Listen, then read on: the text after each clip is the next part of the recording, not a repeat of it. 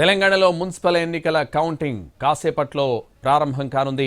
ఉదయం 8 గంటల నుంచి ఓట్ల లెక్కింపు మొదలవుతుంది. ఇక ఇదే విషయానికి సంబంధించి మరింత సమాచారం అందించడానికి ఎప్పటికప్పుడు తాజా అప్డేట్స్ అందించడానికి మెదక్ నుంచి మా ప్రతినిధి శ్రీనివాస్, అలాగే ఆదిలాబాద్ నుంచి సారంగపాణి లైవ్లో సిద్ధంగా ఉన్నారు. ముందుగా మెదక్ నుంచి శ్రీనివాస్. సంతోష్, మున్సిపల్ ఎన్నికల కౌంటింగ్ కాసేపట్లో ప్రారంభం కానుంది. ఉదయం 8 గంటలకైతే ఈ కౌంటింగ్ ప్రక్రియ అయితే ప్రారంభం అవుతుంది. నేను ప్రస్తుతం సంగారెడ్డి జిల్లాలో సంగారెడ్డి మున్సిపాలిటీకి పరిధికి సంబంధించినటువంటి కౌంటింగ్ కేంద్రం వద్ద ఉన్నాము. మనం విజువల్స్ లో చూడొచ్చు. ఇప్పుడిప్పుడే అంత కౌంటింగ్ ఏజెంట్లంతా కూడా కౌంటింగ్ ఏజెంట్లు ఇప్పుడిప్పుడే వారి కౌంటింగ్ సెంటర్ కి చేరుకుంటున్నారు. మనం విజువల్స్ లో చూడొచ్చు. వారంతా కూడా కౌంటింగ్ సెంటర్లు కూడా ప్రతి ఒక్కరి దగ్గర కౌంటింగ్ ఏజెంట్లు ఎవరైతే ఉన్నారో వారందరినీ ఎవరిని కూడా ఫోన్లలో చేయకుండా లోపలికి పంపిస్తున్నటువంటి విజువల్స్ మనం చూడొచ్చు. ఉమ్మడి మెదక్ జిల్లా విషయానికి వస్తే ఉమ్మడి మెదక్ జిల్లాలో మొత్తం 19 మున్సిపాలిటీలు ఉన్నాయి. ఆ 19 మున్సిపాలిటీల విషయానికి వస్తే సంగారెడ్డి జిల్లాలో 11 మున్సిపాలిటీలు ఉన్నాయి. అత్యధికంగా పటాన్చెరు నియోజకవర్గంలో 5 మున్సిపాలిటీలు ఉంటే కోహిర్లో 1, అలాగే జహీరాబాద్ 2 మున్సిపాలిటీలు. ఈసారి నూతనంగా 6 మున్సిపాలిటీలు అయితే సంగారెడ్డి జిల్లాలో ఏర్పడ్డాయి.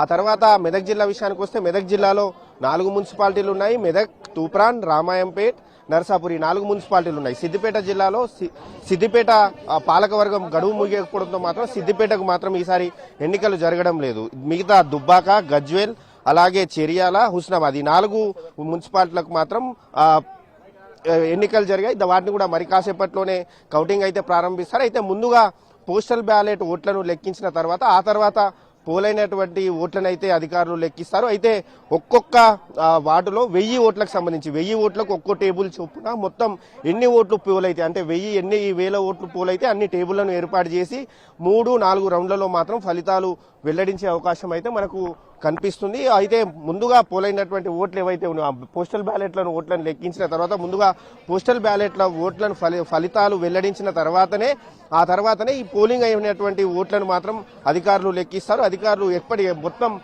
కౌంటింగ్ సెంటర్ వద్ద మాత్రం 3 అంచెల భద్రత ఏర్పాటు చేశారు. ఎటువంటి అవాంఛనీయ సంఘటనలు జరగకుండా మాత్రం పోలీసులు కట్టుదిట్టమైనటువంటి భద్రతను అయితే ఏర్పాటు చేశారు. ఇప్పుడిప్పుడే వాళ్ళు కౌంటింగ్ ఏజెంట్లంతా కూడా కౌంటింగ్ సెంటర్లకు వెళ్తున్న విజువల్స్ కూడా మనం చూడొచ్చు.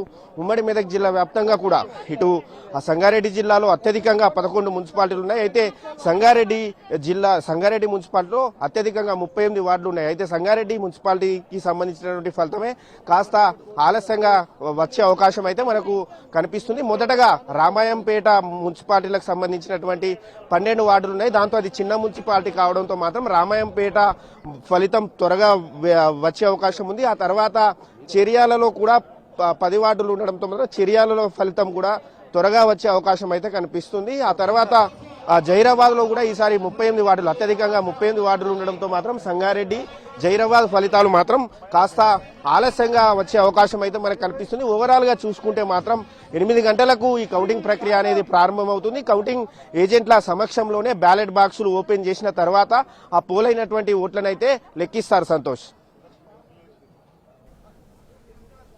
Right, thank you Srinivas.